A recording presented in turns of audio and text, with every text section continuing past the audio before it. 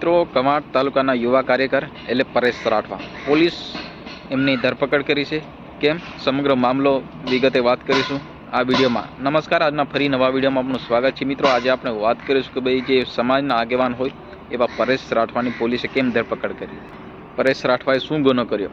છોટાઉદેપુર જિલ્લા પોલીસ વડા એમના જણાવ્યા મુજબ પરેશ રાઠવાએ સોશિયલ મીડિયામાં ઇન્સ્ટાગ્રામ અથવા ફેસબુક ઉપર જે રીતના છત્તીસગઢમાં નક્સલીવાદનો એરિયો ચાલી રહ્યો છે, નક્સલીઓ એ વિસ્તારમાં હિડમા નક્સલીમાં મેન ગણાતો એક નક્સલીઓનો લીડર એ હિડમાનું મૃત્યુ થયું હતું. ત્યારે પરેશ રાઠવા એને હિડમાને ક્રાંતિકારી કહ્યા હતા, કારણ કે જે જળ જંગલ માટે જે લડતા હતા ત્યારે પોતાના જળ જંગલ જમીનની રક્ષા કરતાં એનું મૃત્યુ થયું છે.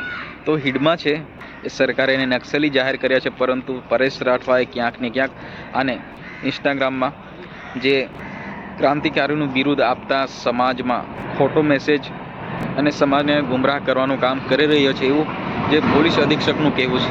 આ મિત્રો અનેક જગ્યાએ ગુજરાત સરકાર અને ભારત સરકાર દ્વારા ખાણ ખનિજ વિભાગ જે પોતાની સંપત્તિ ખનિજમાંથી પેદાશો કાઢવા માટે અનેક જે ગામડાઓ જંગલો જે ઉજાડીને પોતાનું ખનન કરી રહ્યું છે, ત્યારે છત્તીસગઢમાં એવી જ ઘટના બની હતી. એ વિસ્તારમાં અત્યારે ખૂબ સારી રીતના ખાણ ખનિજ વિભાગ કામ કરી રહ્યું છે. ત્યાં કોલસાની ખાણો આવેલી છે મોટી મોટી.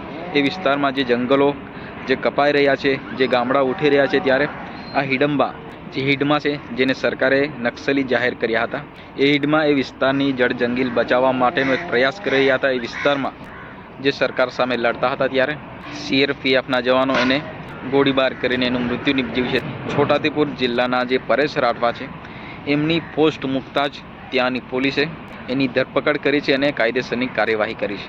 આ મિત્રો જે પરેશ રાઠવાનો ગુનો એ હતો જે છત્તીસગઢના નક્સલી હિડમાને દેશના ક્રાંતિકારી કહ્યા હતા અને ઇન્સ્ટાગ્રામમાં એની પોસ્ટ મૂકી હતી. એના કારણે એની પોલીસે ધરપકડ કરી છે અને કાયદેસરની કાર્યવાહી પોલીસ કરી રહી છે.